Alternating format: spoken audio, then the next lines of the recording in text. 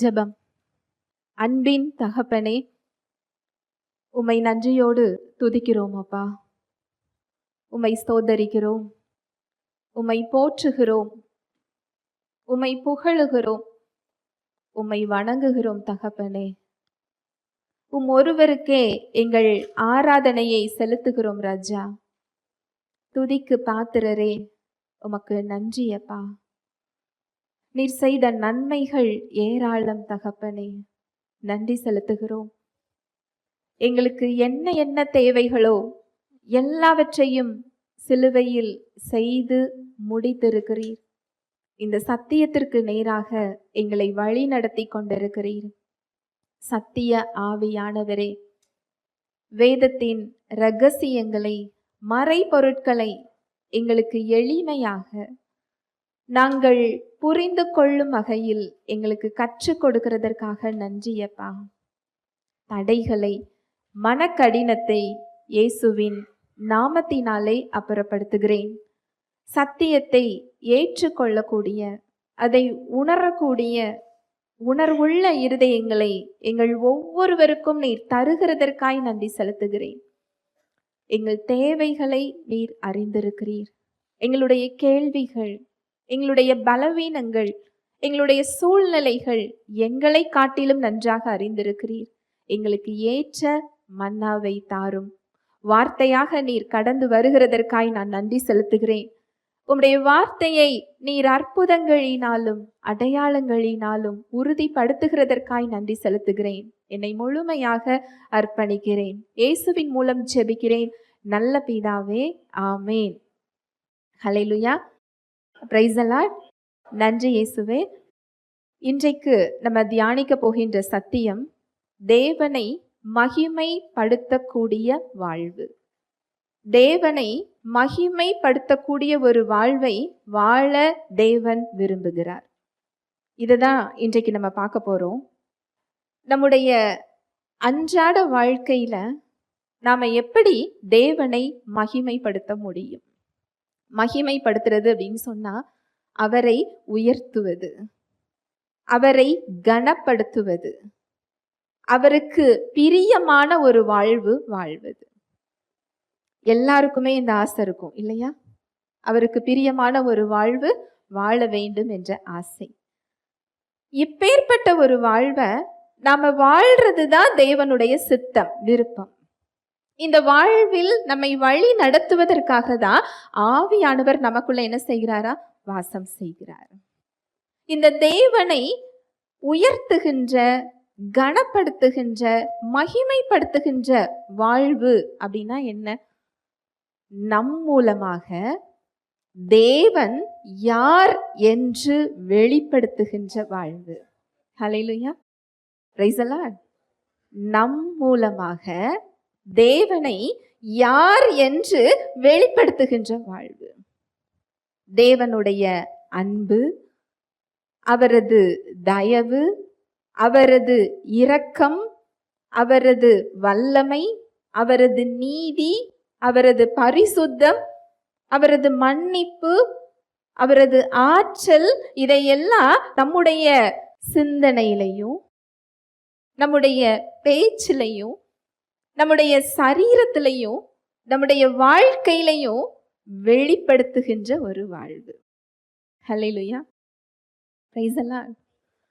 இது யாரோ யாருக்காகவோ, இது தேவ மனிதர்களுக்கானது, இல்ல ஊழியக்காரங்களுக்கானது அப்படின்னு சொல்லி நீங்க நினைத்தீர்கள் என்றால் அப்படி இல்லை. ஒவ்வொரு விசுவாசியோட வாழ்க்கையிலையும் தேவன் இந்த நோக்கத்தை, திட்டத்தை அவர் வைத்திருக்கிறார். தேவனோட வல்லமை நம் மூலமாக வெளிப்படும் போது அவரது நாமம் என்ன செய்யும்? மகிமைப்படும். அவரது அன்பும், அவரது மன்னிப்பும், அவரது நீதியும் நம்ம மூலமாக வெளிப்படும் போது அவருடைய நாமம் என்ன செய்யும்? மகிமைப்படும். அவரை உயர்த்துகின்ற ஒரு வாழ்வு. இயேசு கிறிஸ்து இப்படிப்பட்ட ஒரு வாழ்க்கையை தான் நமக்கு வாழ்ந்து காண்பித்திருக்கிறார்.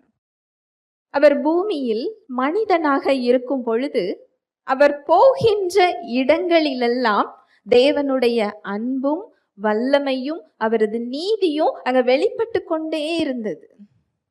அந்த விடுதலையையும் அந்த சமாதானத்தையும் அந்த சுகத்தையும் பெற்றுக்கொண்டவர்கள் எல்லாம் தேவனை என்ன செஞ்சாங்களா? மகிமைப்படுத்தினார்கள். ஹல்லேலூயா, பிரைஸ் தி லார்ட். இது எப்பொழுதாவது என்றைக்காவது நம்ம மூலமா நடக்கிற ஒரு வாழ்வு இல்ல, அனுதினமும். இன்றைக்கு நம்ம இரண்டு காரியங்கள் தான் பார்க்க போறோம்.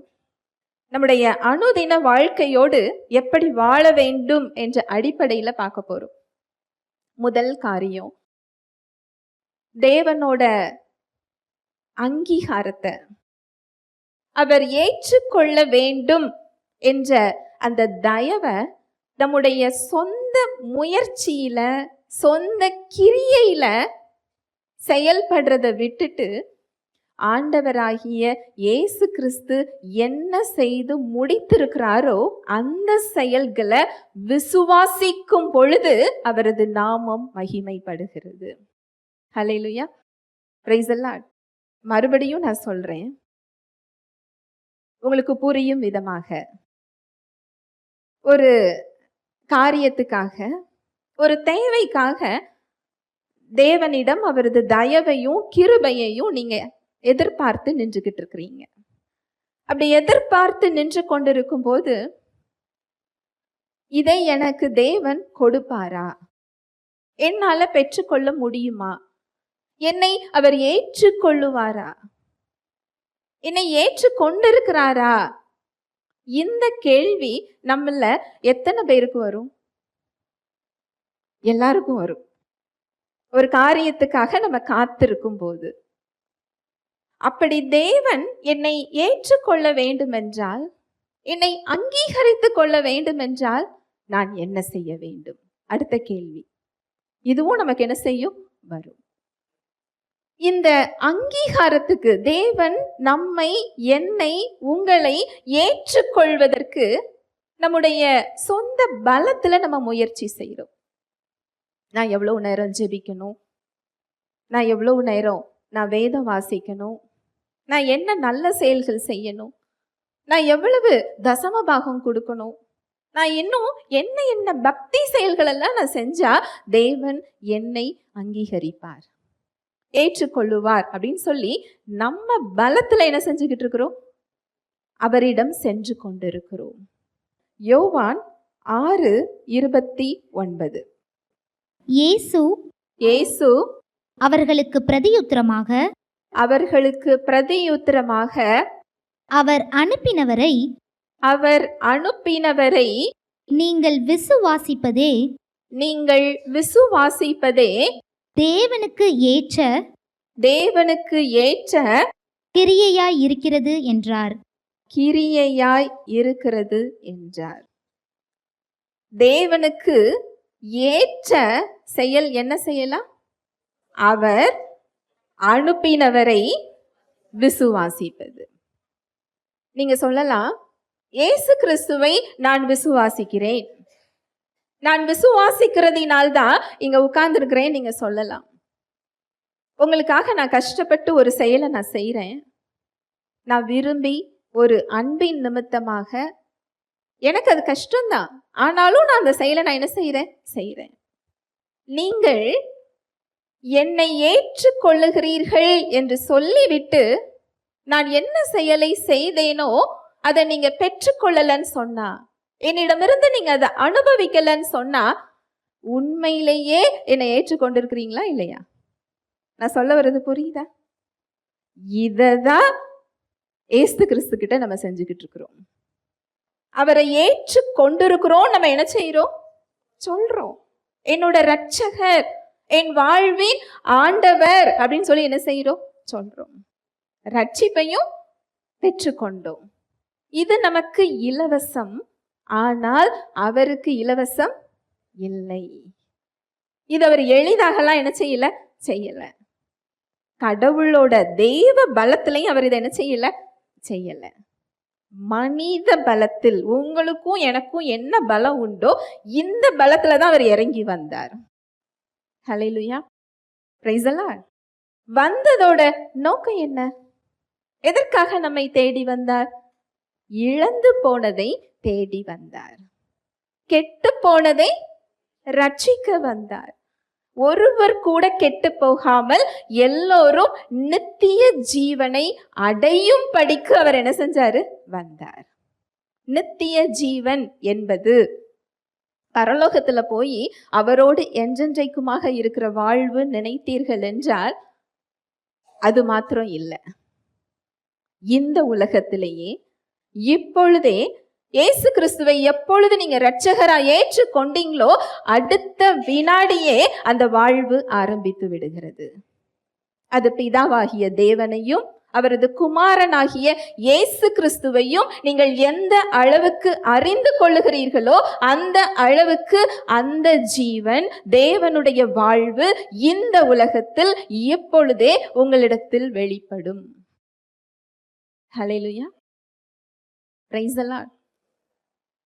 அடிமைத்தனத்திலிருந்து மீட்டிருக்கிறார், பாவத்திலிருந்து விடுவித்திருக்கிறார், சாபத்திலிருந்து விடுவித்திருக்கிறார், தேவனிடத்திலிருந்து மன்னிப்பை நமக்கு என்ன செஞ்சிருக்கிறார்? பெற்று கொடுத்திருக்கிறார். இரக்கத்தையும் கிருபையையும் அவரது அன்பையும் பெற்று தந்திருக்கிறார். சுகத்தை கொடுத்திருக்கிறார். எல்லாவற்றிற்கும் மேலாக தேவனுடைய பிள்ளை என்ற அந்தஸ்தை கொடுத்திருக்கிறார். இதையெல்லாம் நம்ம வாழ்க்கையில அனுபவிக்கிறோமா? நான் கேட்கிற கேள்வி புரியுதா? இதை அனுபவிக்கிறோமா? இந்த சூழ்நிலைகளை ஆளுகின்ற ராஜாக்களாகவும் ஆசாரியர்களாகவும் நம்மள அவர் என்ன செஞ்சிருக்கிறாரா? மாற்றி இருக்கிறார். சூழ்நிலைகளை ஆளுகின்ற ராஜாக்கள். ஒரு ராஜா நாட்டை எப்படி ஆட்சி செய்வார்? அவர் சொன்னதுதான். அதுக்கு மீறி யாரும் எதுவும் என்ன செய்ய முடியாது? செய்ய முடியாது. உங்களோட சூழ்நிலைகளை ஆளும் ராஜாக்கள் யாரா? நீங்களும் நானும் தான். அந்த சூழ்நிலை உங்களை என்ன செய்ய முடியாது? ஆள முடியாது. எந்த சூழ்நிலையா இருந்தா என்ன? இன்றைக்கு நீங்க எந்த சூழ்நிலையை பார்த்து புலம்பிக்கிட்டு இருக்கிறீங்களோ, பிரமிச்சு பார்த்துக்கிட்டு இருக்கிறீங்களோ, வழி இல்லாம நின்று கொண்டு இருக்கிறீங்களோ, அதை ஆளக்கூடிய ராஜாவாக அவர் உங்களை உருவாக்கி இருக்கிறார். இத நாம அனுபவிக்கிறோமா? பிரச்சனை உண்மைதான், பிரச்சனை பொய் என்று சத்தியமும் சொல்லல, நானும் என்ன செய்யல சொல்லல. அது கர்ஜிக்கிற சிங்கம் போல் அந்த குரலை உங்க காதுல என்ன செய்ய முடியும்? கேட்க முடியும். அந்த கர்ஜனையை நீங்க பார்க்க முடியும்.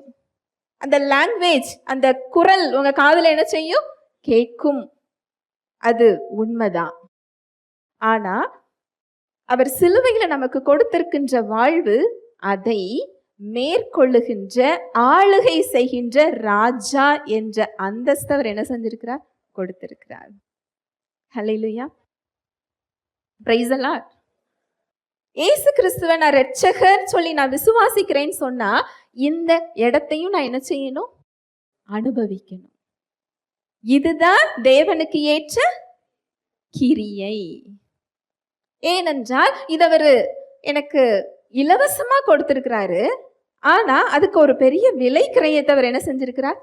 செலுத்தி இருக்கிறார். அவருக்கு அது இலவசம் அல்ல, ஒரு பெரிய விலை கிரயம். அவருடைய ஜீவனையே கொடுத்து இந்த இடத்தை எனக்கு அவர் என்ன செய்திருக்கிறார்? வாங்கி கொடுத்திருக்கிறார். இப்ப சொல்லுங்க, அவரை நான் ஏற்றிருக்கிறேன், அவர் செஞ்ச கிரியைகளை நான் இன்னும் என்ன செய்யல? ஏற்றுக்கொள்ளல. சூழ்நிலைகளுக்கு மத்தியில அந்த சூழ்நிலை என்ன சொல்லுதோ அதை நாம நம்பும் போது, அதை நாம ஏற்றுக்கொள்ளும் போது, அந்த தகவலை நாம பேசும்போது அந்த இடத்துல அவர் செஞ்ச கிரியையை நான் இன்னும் என்ன செய்யல? ஏற்றுக்கொள்ளல. இந்த இடத்துல தேவனோட தயவையும் கிருபையையும் பெறுகிறதற்கு நான் என்ன செஞ்சா பெறலாம் அப்படின்னு சொல்லி என்ன செஞ்சுக்கிட்டு இருக்கிறோம்? யோசிச்சுக்கிட்டு இருக்கிறோம், தேடிக்கிட்டு இருக்கிறோம். ஏற்கனவே தேவன் கிறிஸ்துவுக்குள் அந்த தயவுல தான் நம்மளை என்ன செஞ்சிருக்கிறார்? நிறுத்தி இருக்கிறார். அந்த கிருபையில தான் அவர் என்ன செய்திருக்கிறார்? வைத்திருக்கிறார். அந்த இரக்கத்துல தான் அவர் வைத்திருக்கிறார். அவருடைய வாழ்வுல தான் உங்களையும் என்னையும் அவர் வைத்திருக்கிறார். என்றைக்கு அவரது தயவையும் இரக்கத்தையும் அவர் அங்கீகாரத்தையும் உங்க சொந்த பலத்திலையும் சொந்த முயற்சியிலையும் நம்ம பக்தி செயல்களையும் தேடுறத நாம நிறுத்துகிறோமோ அது தேவனை மகிமைப்படுத்துகின்ற வாழ்வு. அதை நிறுத்திட்டு இயேசு கிறிஸ்து சிலுவையில் என்ன செய்து முடித்தாரோ அதை விசுவாசத்தோடு ஏற்றுக்கொள்வது. இந்த வாழ்வு தேவனை என்ன செய்யும்? மகிமைப்படுத்தும். ஹல்லேலூயா, பிரைஸ் தி லார்ட். கிறிஸ்தவம் அப்படிங்கிறது ஒரு மதம் இல்லை. எத்தனை பேருக்கு இது தெரியும்? அது ஒரு உறவு. நம்மை படைத்தவரோடு நாம் கொள்ளுகின்ற உறவு. அவரை ஒரு மதத்துக்குள்ள பிடிச்சு என்ன செஞ்சிருக்கிறோம்? அடக்கி வச்சிருக்கிறோம். அவர் மதம் அல்ல. கிறிஸ்தவம் என்பது அது ஒரு ரிலிஜியஸ் கிடையாது. It's a relationship. Hallelujah, praise the Lord. உங்களுக்கு ஒரு சின்ன ஒரு உதாரணம் சொல்றேன்.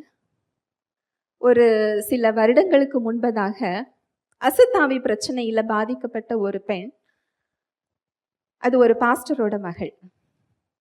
கிட்டத்தட்ட ஒரு 7 வருடங்களாக அந்த பொண்ணு அந்த பிரச்சனையில அவ கஷ்டப்பட்டா. ரொம்ப ஒரு கடினமான ஒரு சூழ்நிலை தான். இந்த சத்தியத்தை கொடுக்கறதற்கே வருஷம் ஆச்சு. அதுக்கப்புறம் தான் இதை கேட்கணுங்கிற இடத்துக்கே அந்த சகோதரி என்ன செஞ்சாங்க? வந்தாங்க. இதை கொடுக்கும்போது அந்த விடுதலையை அவங்க அதிகமா பார்த்தாங்க. அவங்களுக்கு ஒரு பெரிய திட்டம் இருந்தது. தேவனுடைய ராஜ்யத்துல ஒரு பெரிய திட்டம் இருந்தது. அவங்க சொல்ற ஒரு காரியம் என்ன சொல்லுவாங்க அப்படின்னா, அக்கா நீங்க சொல்ற சத்தியம்லாம் புரியுது, இதுல விடுதலை இருக்குங்கிறத என் சரீரத்துல நான் என்ன செய்யறேன்? உணர்கிறேன்.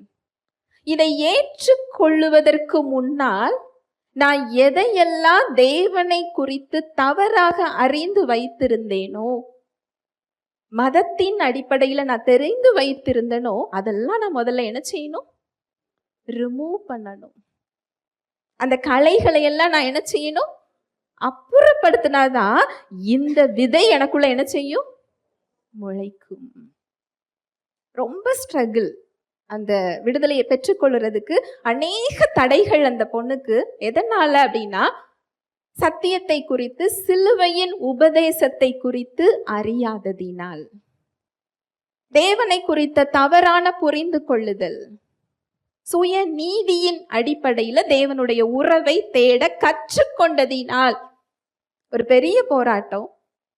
நிறைய விடுதலையை பார்த்தும் கூட அந்த பொண்ணால, அந்த சகோதரியால் அந்த விடுதலையை என்ன செய்ய முடியல? பார்க்க முடியல. தேவனுடைய சித்தம் அது கிடையாது.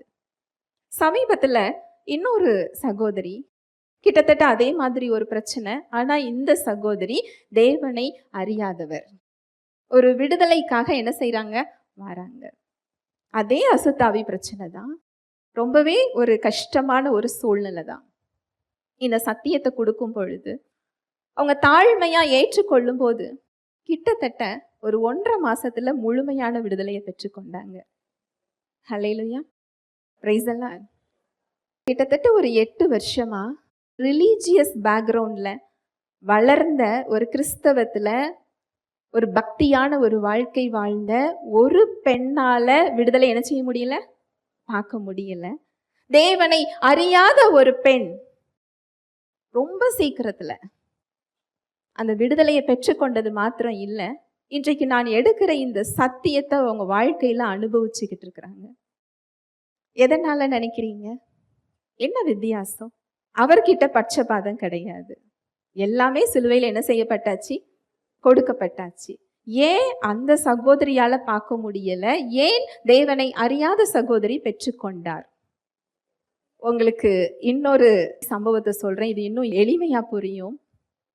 இந்த சுவிசேஷத்தை அறிவிக்கிற ஒரு ஊழியக்காரர் ஒரு சர்ச்சுக்கு பிரசங்கம் பண்ண போயிருந்தாராம். நான் சொல்லி கொடுக்கறது பிரசங்கம் இல்லை, உபதேசம், டீச்சிங். இது நீங்க ஒரு பாடம் மாதிரி கேட்டு, வீட்டில் போயும் கேட்டு, நோட்ஸ் எடுத்து எழுதி, ஆவியானவர்கிட்ட நீங்க அந்த புரிந்து கொள்ளுதலை கேட்கும் போது அந்த பலன்களை உங்களால என்ன செய்ய முடியும்? தர முடியும். இது பிரசங்கம் கிடையாது. அந்த ஊழியக்காரர் சுவிசேஷத்தை சொல்லி கொடுக்கிறார்.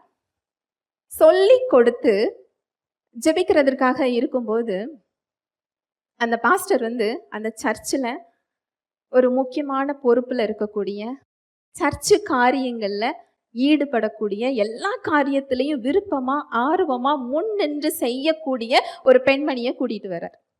கூட்டிட்டு வந்து இவங்களுக்கு உடம்புல ஒரு பிரச்சனை, டாக்டர் ஆபரேஷன் பண்ணணும்னு சொல்றாங்க, இவங்களுக்காக ஜெபித்து கொள்ளுங்கள். இந்த ஊழியக்காரரும் ஜெபிக்கிறார்.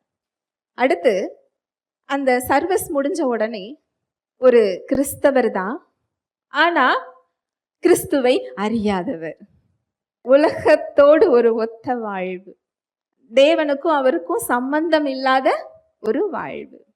அவர் மரண படுக்கையில படுத்திருக்கிறார், அவருக்கு ஜெபிக்கிறதற்கு செல்லலாமா அப்படின்னு சொல்லி இந்த பாஸ்டர் இந்த ஊழியக்காரர்கிட்ட கேட்கிறார். போகலாமே, 2 பேரும் போறாங்க. அந்த நபர் மரண படுக்கையில சுவிசேஷத்தை கேட்கிறாரு. இந்த ஊழியக்காரர் ஜெபிக்கிறாரு. ஜெபிச்சுட்டு அவர் ஊருக்கு என்ன செஞ்சிட்டாரு, போயிட்டாரு. ரிசல்ட் என்ன அப்படின்னா, இந்த மரண படுக்கையில இருந்த நபர் சுகத்தை என்ன செஞ்சுக்கிட்டாரு, பெற்றுக்கொண்டார், ஆலயத்துக்கு வந்துட்டாரு. இந்த முன் நின்று பக்தி செயல்கள்ல ஈடுபட்ட பெண்மணி அடுத்த வாரம் போய் ஆபரேஷன் செஞ்சுதான் அவங்க சுகத்தை என்ன செஞ்சாங்க, பார்த்தாங்க. இந்த பாஸ்டருக்கு ஒரு பெரிய சந்தேகம். அவர் சர்ச்சு வாசலையே என்ன செஞ்சது கிடையாது, மிதிச்சது கிடையாதே, தேவனோடு ஒரு உறவு கிடையாதே. அவர் பெற்றுக்கொண்டார். இந்த பெண்மணி தேவனுக்காக வைராக்கியமாக வாஞ்சையாக எல்லா காரியங்களையும் செய்கின்ற ஒரு பெண். ஏன் இவங்களால பெற முடியல? அந்த ஊழியக்காரர் சொன்ன காரியம் என்ன அப்படின்னு சொன்னா, இந்த பெண்ணோட நம்பிக்கை, நான் இவ்வளவு செயல்கள் செய்கிறேனே, எனக்கு சுகம் வேண்டும், எப்படியாவது எனக்கு அதுல என்ன வேணும், சுகம் வேணும். ஏனென்றால் நான் எந்த தவறும் என்ன செய்யல.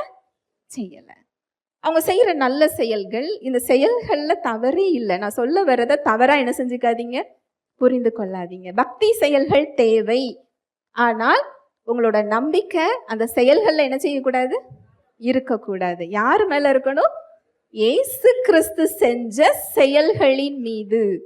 அவர் என்ன செய்து முடித்திருக்கிறாரோ அந்த செயல்களின் மீது, அந்த நாமத்தின் மீது, அவர் இரத்தத்தின் மீது, அவர் செய்து முடித்த கிரியைகளின் மீது என்ன செய்யணும், இருக்கணும். நான் இவ்வளவு செயல்களை நான் செஞ்சிருக்கிறேனே அப்படிங்கிற அந்த நம்பிக்கையின் அடிப்படையில் அந்த பெண்மணி தேவன் கிட்ட என்ன செய்யறாங்க, வராங்க.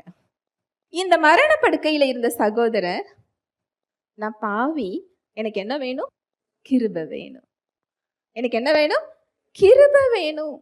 இந்த ஊழியக்காரர் போய் அந்த சுவிசேஷத்தை சொல்லும் போது தாழ்மையா ஏற்றுக்கொள்ளுகிறார். அங்க என்ன கிடைக்குது, சுகம் கிடைக்குது. இன்றைக்கு அநேக விசுவாசிகளோட நிலைமை எப்படிதான் இருக்குது, இப்படிதான் இருக்கு. இந்த சுய நீதியின் அடிப்படையில நான் என்ன செய்ய வேண்டும் என்று தன் பலத்துல, தன்னோட சொந்த செயல்கள்ல தேவனோட கிருபையையும் அவர் அங்கீகாரத்தையும் அவர் ஏற்றுக்கொள்ள வேண்டும் என்றும் அந்த ஆசீர்வாதத்தையும் நம்ம என்ன செஞ்சுக்கிட்டு இருக்கிறோம், தேடிக்கிட்டு இருக்கிறோம். அவர் இயல்பாகவே அதை என்ன செஞ்சிட்டாரு, கொடுத்துட்டாரு. நீங்க எப்போ இயேசு கிறிஸ்துவை இரட்சகராக ஏற்றுக்கொண்டீர்களோ அடுத்த வினாடியே தேவனால் நீங்கள் ஏற்றுக்கொள்ளப்பட்டீர்கள்.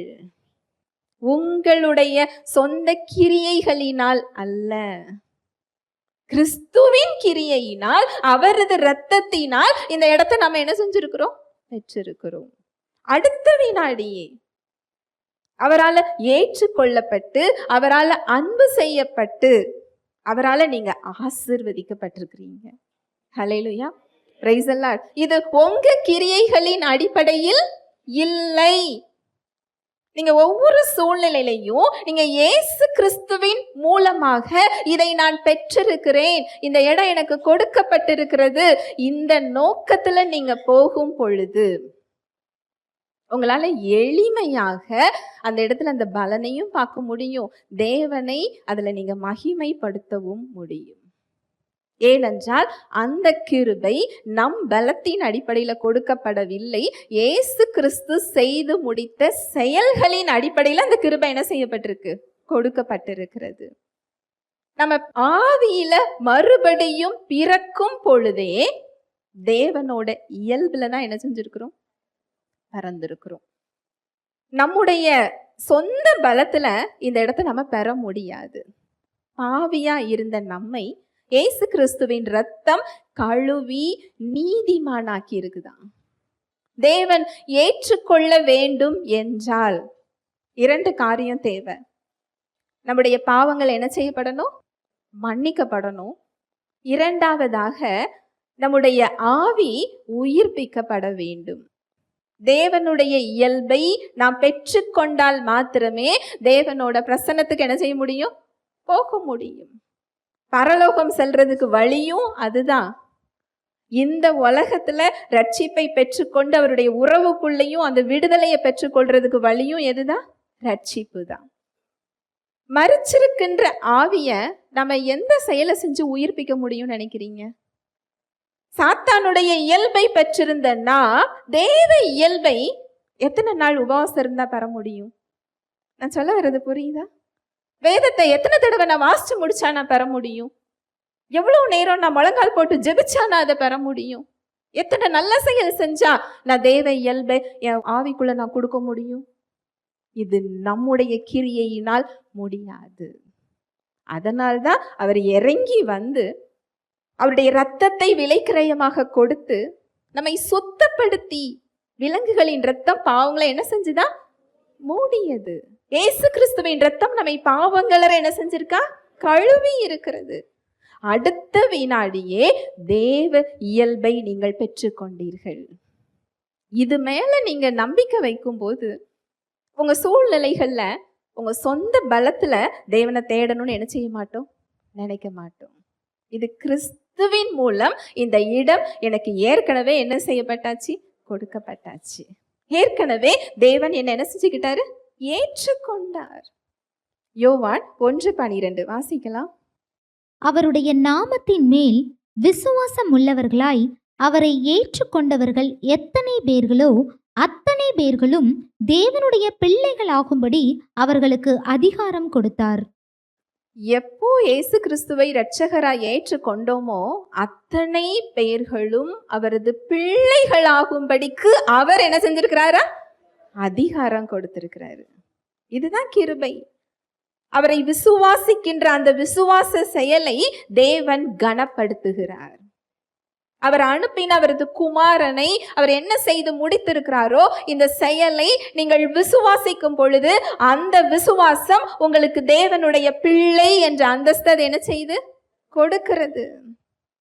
இந்த அன்பை நீங்க புரிஞ்சுக்கிட்டீங்க அப்படின்னா உங்களுடைய வாழ்க்கை மாறும். நமக்கு தேவனை தேடுறது பாரமா இருக்கு, நிறைய பேருக்கு போர் அடிக்குது, நிறைய பேருக்கு கஷ்டமா இருக்கு. ஆனா உண்மையிலேயே உலகத்திலேயே ஒரு பெஸ்டான இடம் அதுதான். நீங்க இன்னைக்கு எது உங்களோட கோல்னு நினைச்சிட்டு இருக்கிறீங்களோ, எது உயர்ந்ததுன்னு சொல்லி உலகத்துல உள்ள புகழையும் சக்சஸையும் பணத்தையும் நினைச்சிட்டு இருக்கிறீங்களோ, நண்பர்களை நினைக்கிறீங்களோ, உறவுகளை நினைக்கிறீங்களோ, மனிதர்களை நினைக்கிறீங்களோ, இது எல்லாவற்றை காட்டிலும் அவரது உறவு மேலானது. அதுக்கு ரீப்ளேஸ்மெண்ட் இந்த உலகத்துல எதுவுமே கிடையாது. அது உங்களுக்கு புரியலன்னு சொன்னா இன்னும் அவர் அன்பை நீங்க என்ன செய்யல? ருசிக்கல. அதனாலதான் அவர் சொல்றாரு, கர்த்தர் நல்லவர் என்பதை கேட்டு பாருங்கள்னு சொல்றாரா? ருசித்து பாருங்கள். ஒரு பிரியாணி சாப்பிட்டுட்டு நான் நல்லா இருக்குன்னு சொல்றேன். ஓ, அந்த பிரியாணி நல்லா இருக்கு போல அந்த சிஸ்டர் சொல்றாங்க, அப்படிதான் உங்களுக்கு என்ன செய்யும்? தெரியும். நீங்க சாப்பிட்டாதான் அதோட டேஸ்ட் உங்களுக்கு என்ன செய்யும்? தெரியும். கர்த்தர் நல்லவர் என்பதை நான் எவ்வளோ நேரம்னாலும் சொல்லலாம். நீங்க ருசிச்சாதான் அந்த அனுபவம் உங்களுக்கு என்ன செய்யும்? கிடைக்கும். அது போர் அடிக்காது. உங்களால அவரோட குரலை கேட்காம இருக்க முடியாது. ஹல்லேலூயா, பிரைஸ் தி லார்ட். ஒருவர் அடைக்கவே முடியாத ஒரு கடனை வாழ்நாள் முழுவதும் நம்மளால என்ன செய்ய முடியாது? அடைக்கிறதுக்கு நிர்வாகம் இல்லை. நம்மளால என்ன செய்ய முடியாது? அடைக்க முடியாது. அப்பேற்பட்ட கடனை ஒருவர் கஷ்டப்பட்டு அடைக்கிறார். நீங்க அந்த அடைத்த கடனை எப்படி செலுத்துறதுன்னு சொல்லி நீங்க உங்க பலத்துல முயற்சி பண்ணிக்கிட்டு இருக்கிறீங்க. இது அந்த கடனை அடைச்சவருக்கு சந்தோஷமா இருக்குமா? துக்கமா இருக்குமா? துக்கமா இருக்கும். நம்மால் நம்முடைய கடனை அடைக்கவே முடியாது. நமக்கு அதுக்கு நிர்வாகம் இல்லை. யாராலையும் என்ன செய்ய முடியாது? அடைக்க முடியாது. ஒரு வசனம் சொல்லுது, வாசிக்கலாம். ஏசாயா 53:3. அவர் அசட்டை பண்ணப்பட்டவரும் அவர் என்ன செய்யப்பட்டாரா? அசட்டை பண்ணப்பட்டவரும் மனுஷரால் புறக்கணிக்கப்பட்டவரும் மனுஷரால் புறக்கணிக்கப்பட்டவரும் துக்கம் நிறைந்தவரும் துக்கம் நிறைந்தவரும் பாடு அனுபவித்தவருமாயிருந்தார். பாடு அனுபவித்தவருமாய் இருந்தாரா. அவர் என்ன செய்யப்பட்டாரா? அசட்டை பண்ணப்பட்டாரா. இன்னைக்கு நீங்க அசட்டை பண்ணப்படுறீங்களா? நமக்காக அவர் அங்க என்ன செய்யப்பட்டாரா? அசட்டை பண்ணப்பட்டார். நீங்க புறக்கணிக்கப்பட்டு நிற்கிறீங்களா? அவர் நமக்காக என்ன செய்யப்பட்டாரா? புறக்கணிக்கப்பட்டார். நீங்க துக்கம் நிறைஞ்சு இருக்கிறீங்களா? அவர் என்ன செஞ்சாரா? துக்கம் நிறைந்தவராய் இருந்தாரா. நீங்க பாடு அனுபவிக்கிறீங்களா? அவர் உங்களுக்காக என்ன செஞ்சாரா? பாடு அனுபவித்தார். சப்ஸ்டியூட், நமக்கு பதிலாக. இந்த இடத்துல நீங்க இருக்க வேண்டிய அவசியம் இல்லை. இந்த அன்பை நீங்க புரிஞ்சுக்கிட்டீங்க அப்படின்னா நீங்க இன்றைக்கு இருக்கிற மாதிரி இனிமேல் இருக்க போறது இல்லை. என்னால கேரண்டியா சொல்ல முடியும். அவரது அன்பை அறிந்துதான் நீங்க விசுவாசிக்க முடியும். ஸ்பிரிச்சுவல், ஆவிக்குரியது. தேவ அன்பை நீங்க அறிஞ்சுதான் என்ன செய்ய முடியும்? விசுவாசிக்க முடியும். நீங்க இலவசமாய் அவர் அன்பின் நிமித்தம் கொடுத்த இந்த தகுதிய, தேவனுடைய பிள்ளை என்ற அந்தஸ்த, தேவ நீதிய அவர் எனக்கு ரத்தத்தின் மூலம் கொடுத்திருக்கிறாருங்கிறத நீங்க விசுவாசிக்கும் பொழுது, உங்க சொந்த செயல்கள்ல இந்த நீதியை தேடாம, இந்த தகுதியை உங்க சொந்த முயற்சியில தேடாம, இயேசுவின் ரத்தம் அதற்கு போதுமானது, அது எனக்கு அதை என்ன செஞ்சிருக்கு? கொடுத்திருக்கிறது. இப்படி நீங்க போகும்போது தேவனுடைய நாமம் அங்கு மகிமைப்படுகிறது. இல்லை என்றால் அந்த ரத்தத்துக்கு இணையா நம்ம செயல் அங்க என்ன செய்யறோம்? கொண்டு போகிறோம். அப்படி வாங்கவும் முடியாது. ஹல்லேலூயா, பிரைஸ் தி லார்ட். ரெண்டாவது பாயிண்ட் என்ன அப்படின்னு சொன்னா, தைரியமான, சந்தோஷமான பிள்ளை என்ற அந்தஸ்தினால் ஆன வாழ்வு. இதுதான் தேவனை மகிமைப்படுத்துகின்ற வாழ்வு. தைரியமா தைரியமா என்ன செய்யணுமா? இருக்கக்கூடிய ஒரு வாழ்வு. இது நீங்க நல்லா இருக்கும்போது என்ன செய்யல? போடல. உங்களுக்கு நன்மைகளை அனுபவிக்கும் போது, நீங்கள் ஆபத்து இல்லாமல் இருக்கும்போது நீங்க தைரியமா இருப்பீங்கன்னு அது என்ன செய்யல? சொல்லல. எந்த சூழ்நிலையிலையும் தைரியமாய் இருக்கின்ற ஒரு வாழ்வு. ஏனென்றால் வசனம் சொல்லுது, நீதிமான் எப்படி இருப்பாரா? சிங்கத்தை போல தைரியமாக இருப்பார். எந்த சூழல்ல வந்தாலும் நீதிமானுக்கு என்ன வராது? பயம் வராது. ஏனென்றால் அவருக்கு ஒரு கேடும் வராது. அந்த ஒரு வாழ்க்கையை அவர் என்ன செஞ்சிருக்கிறாரு? கொடுத்திருக்கிறார். தைரியமான, சந்தோஷமா. இந்த உலகத்துல எப்படி வாழணுமா? சந்தோஷமா. அதுதான் யோவான்ல இயேசு கிறிஸ்து சொல்றாரு, இந்த உலகத்தில் உபத்திரவங்கள் உண்டு, ஆனாலும் திடன் கொள்ளுங்கள், நான் உலகத்தை ஜெயித்தேன். இந்த திடன் கொள்ளுங்கள் ஆங்கிலத்தில் எப்படி இருக்கும்னா, சந்தோஷமாக எதிர்கொள்ளுங்கள். இந்த உலகத்துல உங்களுக்கு என்ன உண்டு? உபத்திரவம் உண்டு. ஆனா நீங்க அதை எப்படி எதிர்கொள்ளணும்? சந்தோஷமா எதிர்கொள்ளணுமா. பிரச்சனையா வா அப்படின்னு சொல்லி என்ன செய்யணுமா? கூப்பிடணுமா. நாம என்ன நினைக்கிறோம்? இந்த பிரச்சனை எப்ப போகும்? எப்போ பிரச்சனையை பார்த்தா பயம் வரும் தெரியுமா? இதுல நான் தோத்து போயிருவனோ அப்படிங்கிற எண்ணம் வந்தாதான் என்ன வரும்? பயம் வரும். இதுல நீங்க ஜெயிச்சிருக்கிறீங்க, அந்த ரிசல்ட் உங்களுக்கு சிலுவையில கொடுக்கப்பட்டாச்சு, ஜஸ்ட் அந்த இடத்த நீங்க கடந்து போறீங்க, வெற்றி உங்களுக்கானதுன்னு தெரியும் போது நீங்க எப்படி எதிர்கொள்வீங்க? சந்தோஷமா எதிர்கொள்வீங்க. இல்ல, அப்போ இந்த இடத்துல எனக்கு இன்னும் ஒரு தகவல் என்ன செய்யல? கிடைக்கல. நீ அதுல ஜெயிச்சுட்டேங்க தகவல் உங்களுக்கு இன்னும் என்ன செய்யல? கிடைக்கல. நான் ஜெயிச்சுட்டேன். இன்னைக்கு உங்களுக்கு ஒரு ரிப்போர்ட்டை கையில நீங்க வச்சிருக்கலாம், ஒரு கோலியாத்தை பார்த்துக்கிட்டு இருக்கலாம், ஒரு எரிகோ நின்றுகிட்டு இருக்கலாம், ஒரு யோர்தான் ஓடிக்கிட்டு இருக்கலாம், ராட்சசர்கள் வரிசையா நிக்கலாம். இதுல நான் ஜெயிச்சுட்டேங்கிற ஒரு தகவல் உங்களுக்கு என்ன செய்யணும்? கிடைக்கணும். தெரியணும், அதை நீங்க நம்பணும், அதை நீங்க விசுவாசிச்சு செயல்படணும். அதுக்கு என்ன தேவை? விசுவாசம் தேவை. இப்பேற்பட்ட ஒரு வாழ்வை அவர் விசுவாசிக்கு வைத்திருக்கிறார். நீங்கள் சந்தோஷமாக வாழ்வதுதான் தேவனுடைய நாமத்தை மகிமைப்படுத்தும். தேவனை அறியாதவர்கள் கோலியாத்தை பார்த்து பயப்படலாம். தேவனை அறிந்தவர்கள் கோலியாத்தை பார்த்து பயந்தீங்கன்னா என்ன வித்தியாசம்? அவங்களும் என்ன செய்யறாங்க? பயப்படுறாங்க. நீங்களும் என்ன செய்றீங்க? பயப்படுறீங்க. அவங்களும் புலம்புறாங்க, நீங்களும் என்ன செய்றீங்க? புலம்புறீங்க. அவங்களும் கண்ணீர் விடுறாங்க, நீங்களும் கண்ணீர் விடுறீங்க. அவங்களும் தோத்து போயிடுறாங்க, நீங்களும். என்ன வித்தியாசம்? இப்பேற்பட்ட ஒரு வாழ்வு விசுவாசிக்கு அவர் என்ன செய்யல? வைக்கல. தைரியமா, சந்தோஷமா, பிள்ளை என்ற அந்தஸ்துடன் கூடிய ஒரு வாழ்வு. குற்ற மனப்பான்மையில இல்ல, அவமானத்துல இல்ல, தோற்று போன உணர்வோடு கூடிய வாழ்வு இல்லை. இந்த தைரியமான சந்தோஷமான பிள்ளை என்ற இந்த வாழ்வு தான் அவரது நாமத்தை மகிமைப்படுத்துகின்ற ஒரு வாழ்வு. நமக்கு ஏன் தைரியம் வரல? குற்ற மனசாட்சி. எனக்கு போக முடியுமா? எனக்கு தகுதி இருக்கா? உனக்கு தகுதியே இல்லை அப்படிங்கிற ஒரு குற்றச்சாட்டை நம்ம என்ன செஞ்சுக்கிறோம்? ஏற்றுக்கொள்றோம். இதுல சத்தியம் என்ன தெரியுமா? குற்றம் சாட்டுகிறவன் என்ன செஞ்சானா? தள்ளப்பட்டு போனான். அந்த வசனத்தை வாசிக்கலாம். வெளிப்படுத்துதல் 12:10. அப்பொழுது வானத்திலே ஒரு பெரிய சத்தம் உண்டாகி, இப்பொழுது இரட்சிப்பும் வல்லமையும் நமது தேவனுடைய ராஜ்யமும் அவருடைய கிறிஸ்துவின் அதிகாரமும் உண்டாயிருக்கிறது. இரவும் பகலும் நம்முடைய தேவனுக்கு முன்பாக நம்முடைய சகோதரர் மேல் குற்றம் சுமத்தும் பொருட்டு அவர்கள் மேல் குற்றம் சாட்டுகிறவன் தள்ளப்பட்டு போனான். அவனுக்கு பேரே என்னதான்? குற்றம் சாட்டுகிறவன். இந்த குற்றம் சாட்டுகிறவன் எப்படி நம்ம வாழ்க்கையில செயல்படுறான் அப்படின்னா, நமக்கு குற்ற மனப்பான்மைய கொடுக்கிறதன் மூலம், நமக்கு அவமான உணர்வை கொடுக்கிறதன் மூலம் தேவனுக்கு முன்பாக நம்மை குற்றம் சாட்டி கொண்டிருக்கிறான். நம்முடைய மனசாட்சியிலையும் நம்முடைய சிந்தனையிலையும் அவன் என்ன செய்யறான்? குற்றம் சாட்டுறான். நம்முடைய தவறுகளையும் நம்முடைய கடந்த காலத்தையும் பயன்படுத்தி அவன் இந்த குற்றச்சாட்டை நமக்கு என்ன செய்யறான்? கொடுக்கிறான். உன்னால இதை என்ன செய்ய முடியாது? பெற முடியாது. இதெல்லாம் நீ செஞ்சிருக்க இல்லையா?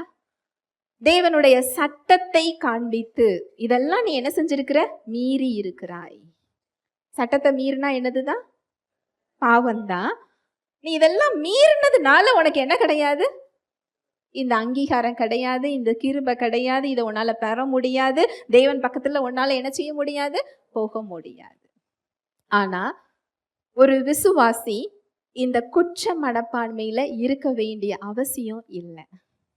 ஒரு விபச்சார ஸ்திரீ கையும் களவுமா பிடிச்சு ஏசு கிறிஸ்துட்ட கொண்டு வராங்க.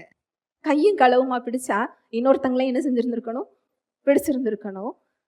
ஏசு கிறிஸ்துவ குற்றம் சாட்ட வேண்டும் என்று, அவர் என்ன மாதிரி தீர்ப்பு சொல்ல போகிறார் என்று அந்த பெண்மணியை கூட்டிட்டு வராங்க. ஏனென்றால் மோசேயின் நியாய பிரமாணத்தின்படி விபச்சாரம் செய்கிறவர்களை கையும் களவுமா பிடிச்சா கல்லெறிஞ்சு என்ன செய்யலாம்? கொல்லலாம். இது நியாய பிரமாணத்துல இருக்கு. இங்க கூட்டிட்டு வராங்க. ஏசு கிறிஸ்துவோ கிருபையை போதிக்கிறார், சத்தியத்தை போதிக்கிறார், தேவனுடைய அன்பை, அவரது இருதயத்தை அவர் வெளிப்படுத்துகிறார். இந்த சம்பவத்துல இவர் என்ன செய்ய போறாரு?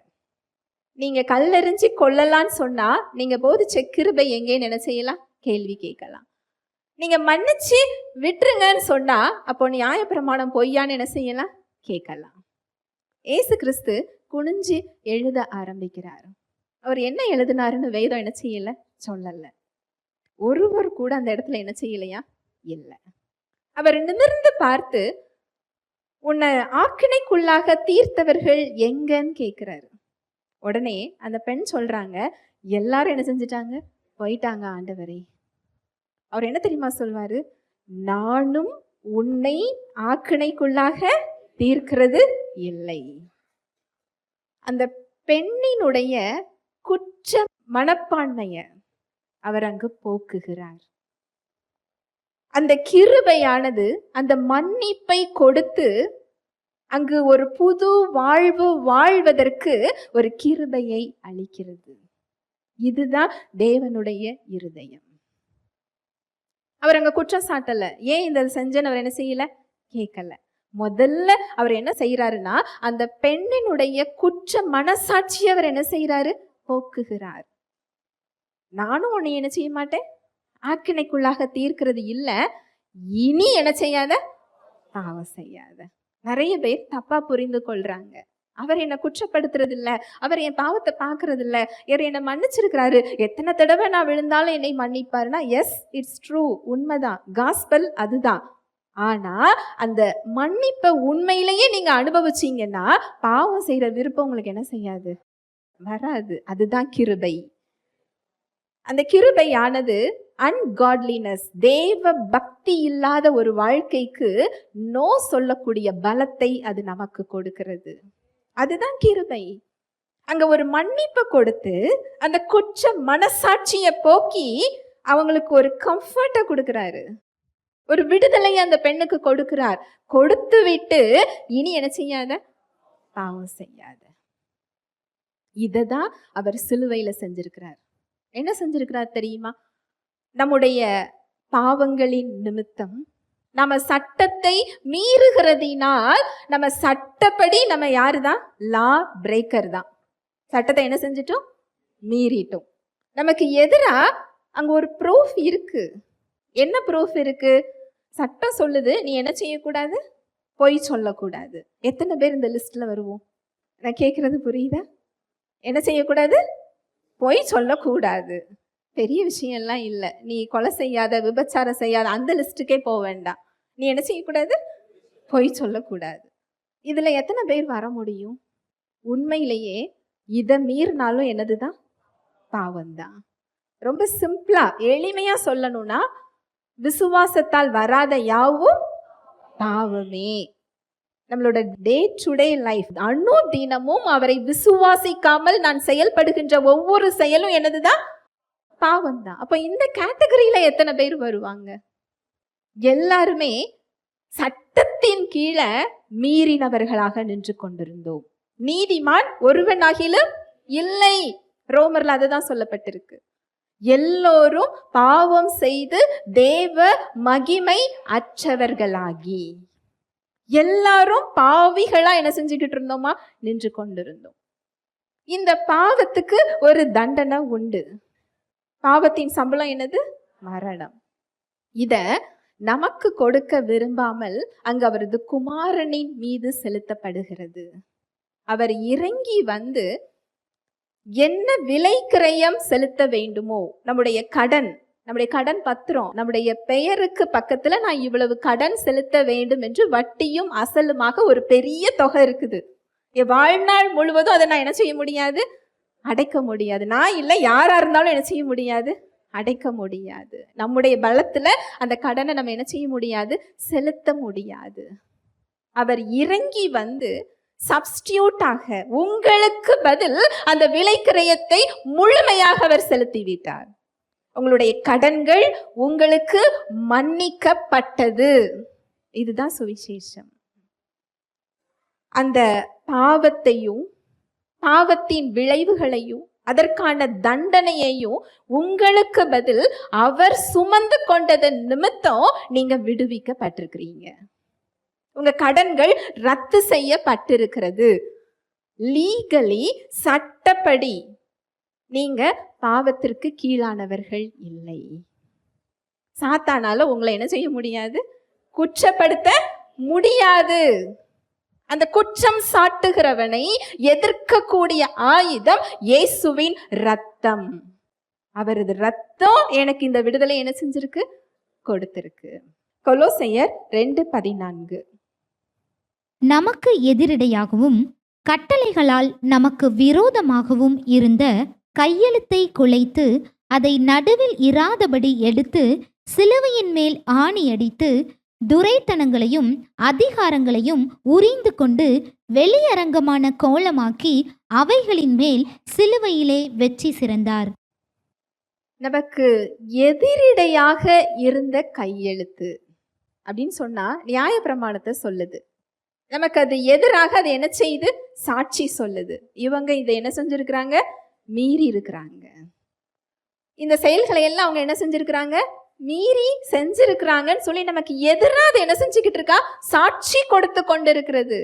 நமக்கு எதிராக சாட்சி கொடுக்கிறது மனுஷங்க இல்லை, தேவனுடைய சட்டம், அவரோட ஸ்டாண்டர்ட். நீ என் பக்கத்துல வரணும்னா உன் பலத்துல நீ என்ன செய்ய முடியாது? வர முடியாது. அந்த எதிராக இருந்த அந்த சாட்சிய தேவனுக்கும் நமக்கும் இடையே நடுவில் இராத படிக்கு அந்த எதிராக இருந்த சாட்சி கிறிஸ்துவோடு கூட சிலுவையில் என்ன செய்யப்பட்டுச்சா? அறையப்பட்டது. எனக்கும் தேவனுக்கும் இடையில எந்த தடையும் இல்லை. எந்த குற்றம் சாட்டுகிறவனும் என்னை என்ன செய்ய முடியாது? குற்றம் சாட்ட முடியாது. வாசிக்கலாம் ரோமர் 8:33. தேவன் தெரிந்து கொண்டவர்கள் மேல் குற்றம் சாட்டுகிறவன் யார்? தேவனே அவர்களை நீதிமான்களாக்குகிறவர். தேவன் தெரிந்து கொண்டவர்கள் மேல் குற்றம் சாட்டுகிறவன் யார்? தேவனே அவர்களை என்ன செஞ்சிருக்கிறாரா? நீதிமானாக்கி இருக்கிறார். நீங்க கிறிஸ்துவை, இயேசு கிறிஸ்துவை இரட்சகராக ஏற்று கொண்டிருக்கிறீங்கன்னா தேவன் கிறிஸ்துவுக்குள் உங்களை தெரிந்து கொண்டிருக்கிறார். நீங்க கிறிஸ்துவுக்குள்ள இருக்கிறீங்க. அவரது இரத்தத்தின் மூலம் அவர் உங்களை பார்த்து கொண்டிருக்கிறார். தேவனால் தெரிந்து கொள்ளப்பட்டவர்களை ஒருவரும் குற்றம் சாட்ட முடியாது. நம்மை சாத்தானும் குற்றம் சாட்ட முடியாது. நாம் மற்றவர்களை என்ன செய்ய முடியாது? குற்றம் சாட்ட முடியாது. அதுக்கான ரைட்ஸ் நமக்கு கிடையாது. தேவன் தெரிந்து கொண்டவர்கள் மேல் குற்றம் சாட்டுகிறவன் யார்? தேவனே அவர்களை என்ன செஞ்சிருக்கிறாரா? நீதிமான்களாக்கி இருக்கிறார். அந்த குற்றச்சாட்டுகளை எல்லாம் சிலுவையில ஆணி அரைஞ்சிட்டாராம். ஒரு பெரிய விலை கிரயத்தை கொடுத்து இயேசுவின் ரத்தத்தினால் அதை கழுவி அந்த கடன்களை எல்லாம் செலுத்தி அந்த அடிமைத்தனத்திலிருந்து அவர் மீட்டு கொண்டு வந்து விட்டார். சாத்தானால சட்டப்படி நம்மளை என்ன செய்ய முடியாது? தொட முடியாது. நீங்க எப்பொழுது இயேசு கிறிஸ்துவ இரட்சகரா ஏற்றுக்கொண்டீங்களோ உங்களுடைய புதிய ஆவியில நீங்க பரிபூரணமா இருக்கிறீங்கன்னு வசனம் சொல்லுது. பரிபூரணம். அவரது சாயலை நீங்க என்ன செஞ்சிருக்கிறீங்க? பெற்றிருக்கிறீங்க. எபிரேயர் 10:17 வாசிக்கலாம். அவர்களுடைய பாவங்களையும் அவர்களுடைய அக்கிரமங்களையும் நான் இனி நினைப்பதில்லை என்பதை சொல்லுகிறார். எபிரேயர் 10:10. இயேசு கிறிஸ்துவினுடைய சரீரம் ஒரே தரம் பலியிடப்பட்டதினாலே அந்த சித்தத்தின்படி நாம் பரிசுத்தமாக்கப்பட்டிருக்கிறோம். இயேசு கிறிஸ்துவினுடைய சரீரம் ஒரே தரம் பலியிடப்பட்டதினாலே அந்த சித்தத்தின்படி நாம என்ன செய்யப்பட்டிருக்கிறோமா? பரிசுத்தமாக்கப்பட்டிருக்கிறோம். ஒரே தரம், ஒன்ஸ் ஃபார் ஆல். இன்னொரு முறை அவர் எனக்கு வந்து ரத்தம் சிந்த வேண்டிய அவசியம் இல்லை. நீங்க ரட்சிப்பை பெற்றுக்கொண்ட உடனே உங்க புதிய ஆவிய பரிசுத்த ஆவியானவரால் அவர் முத்திரை போடுகிறார். உங்க சிந்தனையும் உங்க சரீரமும் பாவம் செய்ய முடியும். நான் மறுபடி சொல்றேன், ஒரு விசுவாசியோட சிந்தனையும் அவரது சரீரமும் என்ன செய்ய முடியும்? பாவம் செய்ய முடியும். இன்னொரு கூடுதல் ஒரு தகவலும் தரேன். உங்க சிந்தனைக்கும் உங்க சரீரத்துக்கும் பாவம் தான் என்ன செய்யும்? பிடிக்கும். அதனால நான் ரட்சிப்பை பெறவில்லையோன்னு சொல்லி நீங்க என்ன செய்ய வேண்டாம்? சந்தேகப்பட வேண்டாம். உங்க ஆவி தேவனை விரும்பும், உங்கள் சிந்தனை உலகத்தை விரும்பும். ஏனென்றால் அது இன்னும் என்ன செய்யப்படல? மறுரூபம் ஆகல. கொஞ்ச நேரம் பைபிள் வாசிப்போமே அப்படின்னு நீங்க ஆசைப்படும் போது உங்க சிந்தனை அதுக்கு என்ன செய்யாது? இடம் கொடுக்காது. கொஞ்ச நேரம் நான் தியானிப்போமே அப்படின்னு சொல்லும் போது உலகத்தை தான் அது என்ன செய்யும்? விரும்பும். அதற்கான இயல்பு அது கிடையாது. நீங்க அதை கோபப்பட வேண்டிய அவசியம் இல்லை. அதுக்கு என்ன கிடையாது? இயல்பு கிடையாது. ஒரு நியூ பார்ன் பேபியா நீங்க நினைத்து பார்க்கலாம். ஒரு புதுசா பிறந்த ஒரு குழந்தைக்கு என்ன சாப்பிடணும்னு என்ன செய்யாது? தெரியாது. நாம தான் அதை என்ன செய்யணும்? கற்றுக் கொடுக்க வேண்டும். உங்க சிந்தனைக்கு நீங்க தான் என்ன செய்யணும்? எது நல்லது என்பதை தேர்ந்தெடுத்து கற்றுக் கொடுக்க வேண்டும். ஒரே தரம் பலியிடப்பட்டதினாலே அந்த ரத்தம் அங்க குற்றம் சாட்டுகிறவனை தாழ தள்ளப்பட்டுச்சான். நம்முடைய ஆயுதம் அதுவாக இருக்கு. இது மாத்திரம் இல்ல, விசுவாசி பாவம் செய்ய முடியும், நீங்க பாவத்துல விழும் பொழுது 1 யோவான் 1:9 வாசிக்கலாம். நம்முடைய பாவங்களை நாம் அறிக்கையிட்டால் பாவங்களை நமக்கு மன்னித்து எல்லா அநியாயத்தையும் நீக்கி நம்மை சுத்திகரிப்பதற்கு அவர் உண்மையும் நீதியும் உள்ளவராயிருக்கிறார். பாவத்துல விழும் பொழுது அது எந்த செயலா இருந்தாலும் சரி, அந்த இடத்துல அவரது ரத்தம் உங்கள் சிந்தனைகளையும் உங்கள் சரீரத்தையும் சுத்திகரிக்கிறதற்கு உண்மையும் நீதியுள்ளதுமா என்ன செய்யுதான் இருக்குதான். இந்த இயல்பு எனக்கு கிடையாது, இந்த இடத்துல நான் இருக்க வேண்டிய அவசியம் இல்லை. நீங்க ரட்சிக்கப்பட்டிருந்தும் ஆவியானவர் உங்களுக்குள் இருந்தும் நீங்கள் பாவம் செய்வீர்களே, ஆனால் சாத்தானுக்கு உங்க வாழ்க்கையில நீங்க என்ன செய்யறீங்க? இடம் கொடுக்கிறோம். உள்ள தெய்வ வாழ்வை சாத்தானால என்ன செய்ய முடியும்? தடுக்க முடியும். அதனால நம்ம எந்த இடத்துல நம்ம தவறுகிறோமோ அந்த இடத்த ஓடி போய் நம்ம என்ன செய்யணுமா? தேவனோடு ஒப்புரவாக வேண்டும். இந்த இயல்பு எனக்கு என்ன செய்யப்படல? கொடுக்கப்படல. இதுக்கு நீங்க மன்னிப்பு என்ன செஞ்சிருக்கிறீங்க? கொடுத்திருக்கிறீங்க. எனக்கு மன்னிப்பு தாங்கன்னு சொல்லி கெஞ்சி கேட்கிற இடம் இல்ல, எனக்கு சிலுவையில் என்ன செய்யப்பட்டிருக்கு? கொடுக்கப்பட்டிருக்கிறது என்ற நிச்சயத்தோடு அந்த சுத்திகரிப்புக்குள்ள என்ன செய்யணும்? போகணும். இது நமக்கு அன்றாடம் இருக்க வேண்டிய ஒரு காரியம். இப்படி நீங்க போகும்போது எந்த இடத்துல நீங்க மீறுகிறீர்களோ அந்த இடத்துல சாத்தானால காலை என்ன செய்ய முடியும்? வைக்க முடியும். நீங்க எப்போ அந்த சுத்திகரிப்புக்குள்ள போறீங்களோ அந்த காலை எடுத்துட்டு அவன் வெளியில என்ன செய்யணும்? ஓடணும். இப்பேற்பட்ட ஒரு வாழ்வை ஒரு விசுவாசிக்கு அவர் என்ன செய்திருக்கிறார்? கொடுத்திருக்கிறார். என்னுடைய செயல்களின் அடிப்படையில இல்ல, இயேசு கிறிஸ்துவின் ரத்தத்தின் அடிப்படையில எனக்கு இது என்ன செய்யப்பட்டிருக்கு? கொடுக்கப்பட்டிருக்கு. அவருடைய ரத்தம் என்னை பாவங்கள கழுவி என்னை நீதிமானாக்கி இருக்கிறது. எனக்கு எதிரான குற்றச்சாட்டை, குற்றம் சாட்டுகிறவனை இயேசு கிறிஸ்துவின் ரத்தம் என்ன செஞ்சிருக்கு? ஜெயித்திருக்கிறது. என் மேல் அவனுக்குரிய அதிகாரத்தை அது உரிந்து கொண்டிருக்கிறது. அவனுக்கு சட்டப்படி என் மேல என்ன கிடையாது? அதிகாரம் கிடையாது. இது மாத்திரம் அவர் செய்யல, நமக்காக பரிந்து பேசி கொண்டிருக்கிறாராம். அங்க குற்றம் சாட்டுகிறவன் குற்றம் சாட்டும் பொழுது என்னுடைய இரத்தத்தினால் இவர்களை நான் கழுவி இருக்கிறேன், நீதிமானாக்கி இருக்கிறேன். அவங்க செஞ்ச செயல்களுக்கு நான் ஒரு விலை கிரயத்தை என்ன செஞ்சிருக்கிறேன்? செய்திருக்கிறேன் என்று நமக்காக அது என்ன செஞ்சுக்கிட்டு இருக்குதா? பரிந்து பேசி கொண்டிருக்கிறது. எபிரேயர் 12:24. புது உடன்படிக்கையின் மத்தியஸ்தராகிய இயேசுவினிடத்திற்கும் ஆபேலினுடைய இரத்தம் பேசினதை பார்க்கிலும் நன்மையானவைகளை பேசுகிற இரத்தமாகிய தெளிக்கப்படும் இரத்தத்தினிடத்திற்கும் வந்து சேர்ந்தீர்கள். ஆபேலுடைய இரத்தம் அங்க நீதி கேட்டுக்கிட்டு இருக்குது.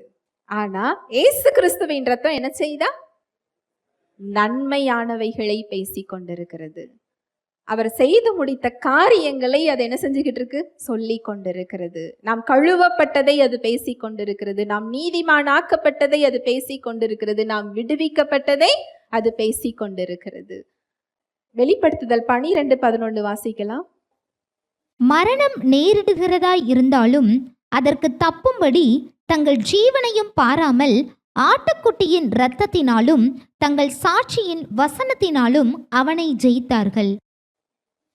எந்தெந்த இடத்துல சாத்தான் உங்களை இன்னைக்கு குற்றப்படுத்திக்கிட்டு இருக்கிறானோ, அவமான உணர்வை தந்து கொண்டிருக்கிறானோ, தோற்று போன உணர்வை அவன் தந்து கொண்டிருக்கிறானோ, அதை விட சத்தமாக இயேசு கிறிஸ்துவின் இரத்தம் உங்கள் சார்பில் பேசி கொண்டிருக்கிறது. குற்றம் சாட்டுகிறவனுடைய குரலை காட்டிலும் அவரது குரல் பெரியது. அவர் செய்து முடித்திருக்கின்ற செயல் பெரியது. அதனாலதான் அவர் சொல்றாரு, நீங்க குற்ற மனப்பான்மையோடு தெய்வன்ட்ட வர வேண்டிய அவசியம் இல்லை. அந்த இளைய குமாரன் தகப்பன் கிட்ட இருந்து எல்லா சொத்தையும் பிரித்து வாங்கி கொண்டு இழந்து போய் பஞ்சி சாப்பிடுற ஒரு சாப்பாடை என்ன செஞ்சாரா? சாப்பிட போனாரா? அதுவும் அவருக்கு என்ன செய்யல? கிடைக்கல. புத்தி தெளிந்து தன் தகப்பன் கிட்ட, நான் வேலைக்காரரில் ஒருவனாக என்னை சேர்த்து கொள்ளும், நான் என்ன செய்ய போறேன்? கேட்க போறேன் அப்படின்னு சொல்லி ஒரு குற்ற மனப்பான்மையோடு போறாரு. ஆனா அந்த தகப்பன் கொடுத்தது எந்த அந்தஸ்தை கொடுத்தாரு?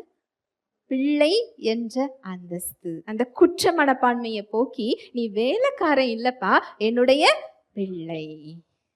இதுதான் பிதாவின் இருதயம். இந்த இடத்தை தான் இயேசு கிறிஸ்துவின் இரத்தம் நமக்கு கொடுத்திருக்கிறது. இந்த குற்ற மனப்பான்மைக்குள்ள நீங்க போகும்போது பிதா கிட்ட, தேவன் கிட்ட உங்களால தைரியமா என்ன செய்ய முடியாது? வர முடியாது. எனக்கு தகுதி இருக்கா? என்னால இந்த இடத்துக்கு போக முடியுமா, இதெல்லாம் குறிப்பிட்ட ஒரு சிலருக்கு தான் அப்படின்னு சொல்லி அவர் நமக்குள்ள இருந்தும் அவரை தூர வச்சுதான் நம்ம என்ன செஞ்சுக்கிட்டு இருக்கிறோம், பார்த்து கொண்டு இருக்கிறோம். அந்த உறவுக்குள்ள நாம இன்னும் என்ன செய்யல, போகல. நம்ம ஒரு ஆபீஸ்ல உட்கார்ந்து இருக்கிறோம், நம்மளோட ஆபீஸ் தான் அது. நம்முடைய பிள்ளை கதவை திறந்துட்டு வந்து நான் இந்த இடத்துல உட்கார்றதுக்கு எனக்கு தகுதி இருக்குதா அப்படின்னு கேட்டா நமக்கு எப்படி இருக்கும்? எனக்குரியது எல்லாம் உனக்குரியதுதான், தகுதி இருக்கான்னு நீ கேட்குறியேன்னு சொல்லி நம்ம அதை என்ன செய்வோம், வருத்தப்படுவோம் இல்லையா? இன்றைக்கு அதே போல பிதாவின் பிரசன்னம், அவரது கிருபாசன தண்டை உங்களுடைய வருகைக்காக காத்து கொண்டிருக்கிறது. நீங்க இரக்கத்தை பெறவும் ஏற்ற சமயத்துல சகாயம் பெறும் கிருபையை அடையவும் நீ தைரியமா என்கிட்ட வா.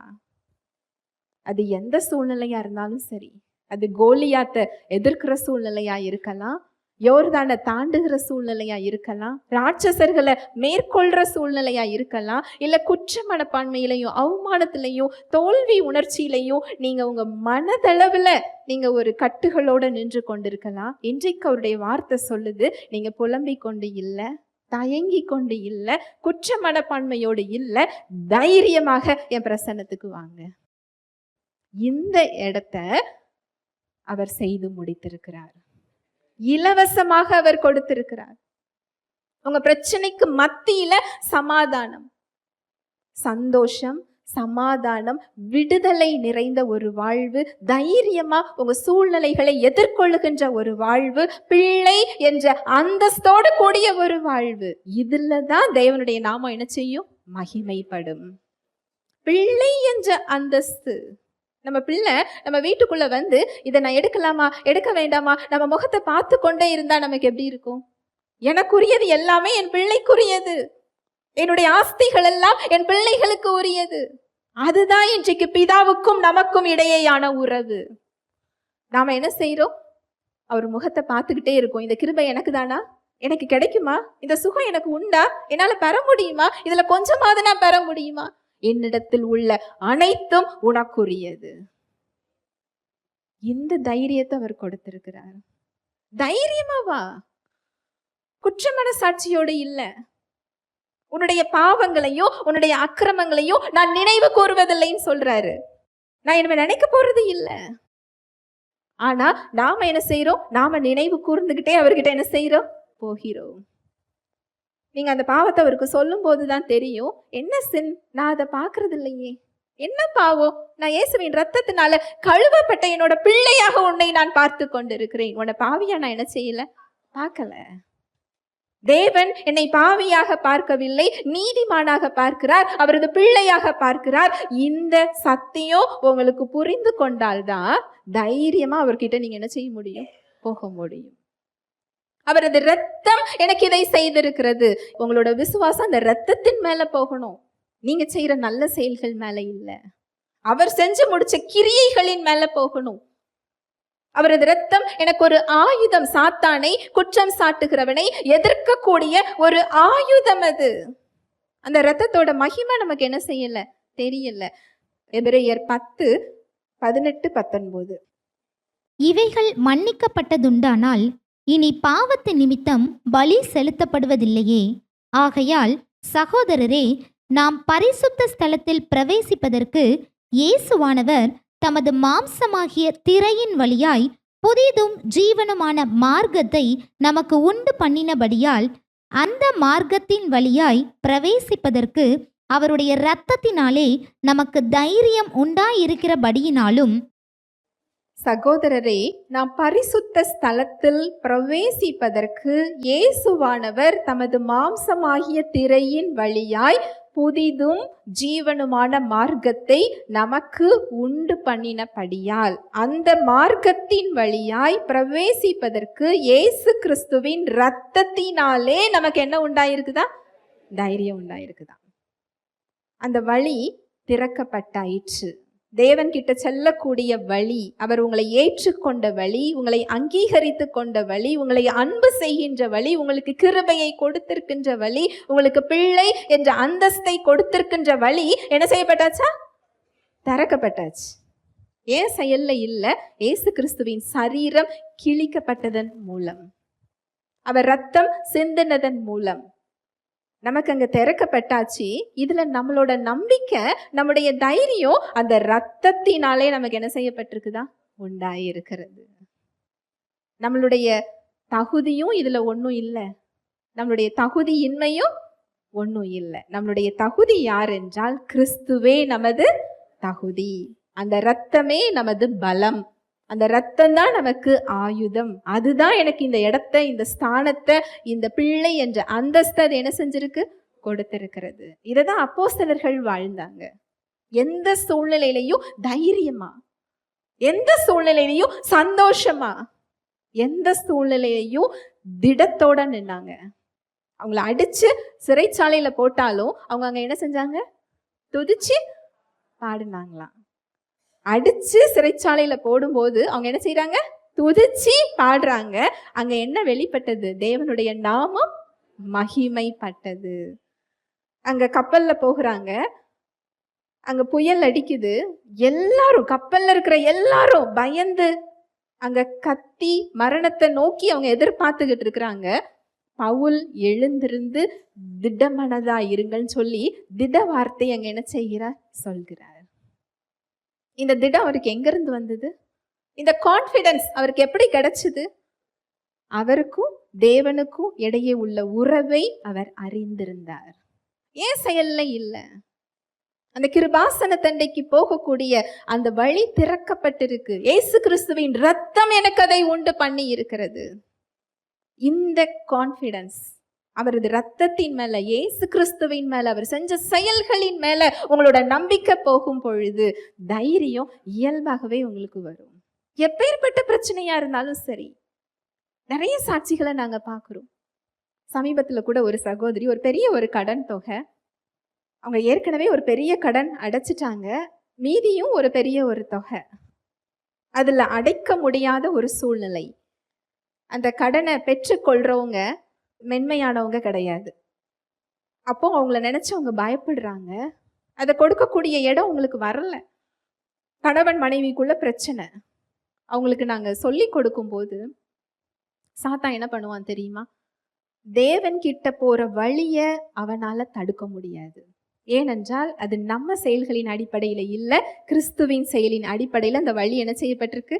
திறக்கப்பட்டிருக்கு. தேவன் கிட்ட போகாம அவனால என்ன செய்ய முடியாது? தடுக்க முடியாது. ஆனால் நாம் போகக்கூடிய இடத்தை நம்ம போக விடாமல் நம்மள அவன் தடுக்க முடியும். அந்த வழிக்குள்ள போக விடாம அவனால என்ன செய்ய முடியும்? தடுக்க முடியும். நம்மளை டிஸ்ட்ராக்ட் பண்றதன் மூலம், நம்ம கவனத்தை சிதறடிக்கிறதன் மூலம். கணவனுக்கும் மனைவிக்கும் ஒரு மிஸ் அண்டர்ஸ்டாண்டிங் வருது. இப்போ அவங்களுக்கு நான் சொல்லி கொடுக்கும்போது, நீங்க 2 பேரும் ஒற்றுமையா இருந்தா இந்த இடத்தையும் நீங்க என்ன செய்ய முடியும்? மேற்கொள்ள முடியும். இந்த இடத்துல ஒருவரை ஒருவர் மன்னித்து தேவ அன்பினால், நம்முடைய அன்புல என்ன செய்ய முடியாது? மன்னிக்க முடியாது. ஏனென்றால் நமக்கு குறைதான் எப்படி தெரியும்? லென்ஸை வச்சு என்ன செய்வோம்? பார்ப்போம். எத்தனை மில்லி பெருசா இருக்கு, எத்தனை இது குட்டியா இருக்குன்னு என்ன செய்வோம்? பார்ப்போம். நம்ம அன்புல குறை கண்டுபிடிக்கின்ற அன்பு, குறை பெரிதாக தெரிகின்ற அன்பு இருக்கிற பிளஸ் நமக்கு என்ன செய்யாது? ஒரு நாளும் தெரியாது. தேவ அன்பை கொண்டு ஒருவரை ஒருவர் மன்னியுங்கள். 2 பேரும் கரத்தை பிடிச்சுக்கிட்டு அந்த அன்பின் வார்த்தைய பேசுங்க, அந்த விசுவாச வார்த்தைகளை சொல்லுங்க, அந்த சமாதானத்துக்குள்ள வாங்க. அங்க வழியை உண்டாக்குகிறது அவரது வல்லமை. நான் சொல்ல வர்றது புரியுதா? நீங்க எந்த மனுஷர்கிட்டையும் போய் ரெக்கமெண்டேஷனுக்கு என்ன செய்ய வேண்டாம்? போக வேண்டாம். யார் எனக்கு உதவி செய்வான்னு நீங்க வாசல் என்ன செய்ய வேண்டாம்? பார்க்க வேண்டாம். யார்கிட்டையும் போறதுன்னு நீங்க யோசிக்க வேண்டாம். நீங்க செய்ய வேண்டியது, நீங்க 2 பேரும் ஒப்புரவாகி அந்த சமாதானத்துக்குள்ள வாங்க. கடனை அடைச்ச பிறகு இல்ல, கடனை அடைக்கிறதுக்கு முன்னால் அவங்க மிரட்டிக்கிட்டு இருக்கும்போது சமாதானத்துக்குள்ள என்ன செய்யணும்? வரணும். நம்ம பலம் இல்லை, இந்த சமாதானம் உங்களுக்குள்ள இருக்குது. இதை தான் நான் உங்களுக்கு கொடுத்துட்டு போறேன்னு இயேசு கிறிஸ்து சொல்றாரு. நீங்க திடன் கொள்ளுங்கள், ஏன் சமாதானத்தையே உங்களுக்கு நான் என்ன செய்கிறேன்? தருகிறேன். அந்த தெய்வ சமாதானம் எப்படி வரும்னு சொன்னா, நீங்க பிரச்சனையே பார்த்துக்கிட்டு இருக்கிறதுனால என்ன செய்யாது? வராது. பிரச்சனைக்கு மத்தியில் விசுவாசத்தை துவக்குகிறவரும் முடிக்கிறவருமாகிய இயேசு கிறிஸ்துவை என்ன செய்யணும்? பார்க்கணும். அந்த சத்தியங்களை உங்க சிந்தனைக்கு ஞாபகப்படுத்தணும். நான் யார்? கிறிஸ்துவுக்குள் என் அடையாளத்தை நான் நினைவு கூற வேண்டும். இது தோற்கடிக்கப்பட்ட ஒரு இடம். இந்த சூழ்நிலை என்னை என்ன செய்ய முடியாது? மேற்கொள்ள முடியாது. நான் இதை மேற்கொள்ளுகின்ற ராஜாவாக உருவாக்கப்பட்டிருக்கிறேன். கிறிஸ்துவுக்குள்ளான உங்க அடையாளத்தை நீங்க தான் உங்க சிந்தனைக்கு ஞாபகப்படுத்தணும். சிந்தனை உங்களுக்கு என்ன செய்யாது? ஞாபகப்படுத்தாது. அதோட இயல்பு அது கிடையாது. அந்த சமாதானத்துக்குள்ள அவங்க போகும் பொழுது அங்க ஒரு வழி, சுமூகமா அந்த கடனை அவங்களால என்ன செய்ய முடிஞ்சது? அடைக்க முடிந்தது. நான் எளிமையா சொல்றேன், அவங்க கடந்து வந்த பாதை கடினமான ஒரு பாதை. இந்த பிரச்சனைக்கு மத்தியில சமாதானமா வாழக்கூடிய ஒரு வாழ்வு தான் தேவனுடைய நாமத்தை என்ன செய்யும்? மகிமைப்படுத்தும். அந்த சகோதரி சொன்ன சாட்சி என்ன அப்படின்னா, இவ யார்கிட்டையுமே கடன் கேட்கறதும் இல்லை, யாரையும் போய் பார்க்கறதும் இல்லை. ஆனா கடன் எல்லாம் என்ன செய்யுது? அடைப்பட்டு கொண்டிருக்கிறது. ஹல்லேலூயா, பிரைஸ் தி லார்ட். எப்படி அடைச்சாங்கங்கிறது மற்றவங்களுக்கு என்ன செய்யாது? புரியாது. இது கடன் மாத்திரம் இல்லை, உங்க சுகமா இருக்கட்டும், நீங்க அந்த சமாதானத்துக்குள்ள வரும்போது எப்பேற்பட்ட உறுப்புகளாக இருந்தாலும் அதை உயிர்ப்பிக்கிறதற்கு அவர் போதுமானவராக இருக்கிறார். அது அவருக்கு லேசான காரியம். அந்த உயிர் தெளிப்பிக்கின்ற அந்த வல்லமை, கிறிஸ்துவை மரித்தோரிலிருந்து உயிர் தெளச் செய்த அந்த வல்லமை இன்றைக்கு மேல இல்லை, எங்க இருக்கு? உங்களுக்குள்ள இருக்கு. அந்த சமாதானத்துக்குள்ளதான் நீங்க வரணும். அந்த சமாதானத்தை உங்களுக்குள் வைத்திருக்கிறார். இந்த சமாதானம் நிறைந்த ஒரு வாழ்வு தான் தேவனை மகிமைப்படுத்துகின்ற ஒரு வாழ்வு. அன்னாள் அவங்க மனசெல்லாம் போய் ஊத்துறாங்களாம். ஏலி நினைக்கிறாரு அவங்க குடித்து வெறிச்சிருக்கிறாங்கன்னு நினைச்சாரா. ஆனா நான் மனக்லேசம் உள்ள ஒரு ஸ்திரீன்னு சொல்லி தன்னோட கஷ்டத்தை சொல்றாங்க. அவர் ஜெபிச்சு அனுப்புகிறார். அதற்கு பிறகு அவங்க துக்க முகமா என்ன செய்யல? இல்லை. அவங்க கர்ப்பப்பைக்கு எங்க போய் அவங்க ட்ரீட்மெண்ட் எடுக்க போனாங்க? அது தேவனால் கூடாத காரியம் என்று ஒன்றுமே இல்லை. அந்த சமாதானத்துக்குள்ள நீங்க வந்து பாருங்க, கர்ப்பங்கள் திறக்கப்படுறத உங்களால என்ன செய்ய முடியும்? பார்க்க முடியும். வழியே இல்லாத இடத்துல வழியை உண்டு பண்ண செய்ய அவர் போதுமானவராக இருக்கிறார். தேவனுடைய நாமம் மகிமைப்படுறது நீங்க சந்தோஷமா சமாதானமா அவருடைய பிள்ளை என்ற அந்தஸ்துல குற்ற மனசாட்சி இல்லாம, பயம் இல்லாம, அவமான உணர்ச்சி இல்லாம நீங்க தைரியமா வாழுகின்ற வாழ்வு தேவனோட நாமத்தை என்ன செய்யும்? மகிமைப்படுத்தும். ஜெபிக்கலாம். அன்பின் தகப்பனே, உம்மை நன்றியோடு துதிக்கிறோம் அப்பா, ஸ்தோத்தரிக்கிறோம், நன்றி செலுத்துகிறோம். உம்முடைய அன்புக்காக, உம்முடைய கிருபைக்காக, உம்முடைய இரக்கங்களுக்காக நன்றி அப்பா. எப்பேற்பட்ட பாக்கியத்தை எங்களுக்கு நீங்க தந்திருக்கிறீங்க. உம்மை மகிமைப்படுத்துகின்ற ஒரு வாழ்வு. கிரயத்திற்கு கொல்லப்பட்டிருக்கிறீர்களே, தேவன் தங்கி இருக்கின்ற ஆலயமாக நீங்க இருக்கிறீங்க. எங்களது ஆவியினாலும் சரீரத்தினாலும் தேவனை மகிமைப்படுத்துங்கள் என்று உம்முடைய வார்த்தை சொல்லுகிறது. எங்கள் மூலமாக நீர் மகிமைப்பட காத்து கொண்டிருக்கிறீர். உம்மை எங்கள் மூலமாக வெளிப்படுத்த நீர் காத்து கொண்டிருக்கிறீர். எங்கள் சிந்தனைகள் மூலம், எங்கள் பேச்சின் மூலம், எங்கள் செயல்கள் மூலம், எங்கள் சரீரத்தின் மூலம், எங்கள் வாழ்வின் மூலம் உம்முடைய ஆற்றலையும் வல்லமையும் அன்பையும் உம்முடைய பரிசுத்தத்தையும் நீதியையும் வெளிப்படுத்த நீர் காத்து கொண்டிருக்கிறீர். நன்றி செலுத்துகிறோம் அப்பா. வந்திருக்கிற ஒவ்வொருவரையும் உடைய கரத்தில் தருகிறேன். என்ன தேவையில வந்தாங்களோ அவங்களுக்கு ஏற்ற மன்னாவை நீர் கொடுத்ததற்காக நன்றி. அவர்களோடு நீர் பேசியதற்காக, இடைப்பட்டதற்காக நன்றி. மாற வேண்டிய இடங்களை நீர் சுட்டி காண்பித்ததற்காக நன்றி அப்பா. எல்லா தடைகளையும் இயேசுவின் நாமத்தினால நான் அப்புறப்படுத்துகிறேன். உடைய கிருபை அவங்கள தாங்குகிறதற்காய் நன்றி, வழி நடத்துகிறதற்காய் நன்றி, பரிந்து பேசுகிறதற்காய் நன்றி, ஆலோசனை சொல்வதற்காக நன்றி. அவங்க குறைவுகள் கிறிஸ்துவுக்குள் நிறைவானதற்காய் நன்றி. உம்முடைய ஐஸ்வர்யத்திலிருந்து அவங்க களஞ்சியங்கள் நிரம்புவதற்காய் நன்றி. அவங்க செய்வதெல்லாம் வாய்க்க செய்கிறதற்காய் நன்றி. வாழ்நாளெல்லாம் நன்மையும் கிருபையும் உங்களை பின்தொடரும் இயேசுவின் நாமத்தினாலே நான் ஆசீர்வதிக்கிறேன். சந்தோஷமாக, தைரியமாக உடைய பிள்ளை என்ற அந்தஸ்தோடு கூடிய ஒரு வாழ்வை வாழ எங்களுக்கு நீர் கற்றுக் கொடுத்திருக்கிறீரப்பா. குற்ற மனசாட்சியில் அல்ல, அவமான உணர்ச்சியில் அல்ல, பயத்தோடு இல்ல, அழுது புலம்பி இல்ல, சிங்கத்தை போல தைரியமாய் இருக்கக்கூடிய, சந்தோஷமாய் இருக்கக்கூடிய உம்முடைய வாழ்வை எங்களுக்கு நீர் கொடுத்திருக்கிறீர். ராஜாக்களாக எங்களை நீர் உருவாக்கி இருக்கிறீர். நன்றி செலுத்துகிறோம். இயேசுவின் நாமத்தினால நான் ஒவ்வொருவரையும் ஆசீர்வதிக்கிறேன். தெய்வ அன்பு, தெய்வ வாழ்வு, தெய்வ சமாதானம், தெய்வ சுகம் ஒவ்வொருவரது இருதயம், சிந்தனைகளை கிறிஸ்து இயேசுவுக்குள்ளாய் காத்து கொள்ளுகிறதற்காய் நன்றி செலுத்துகிறேன். இயேசுவின் மூலம் ஜெபிக்கிறேன் நல்ல பிதாவே, ஆமென்.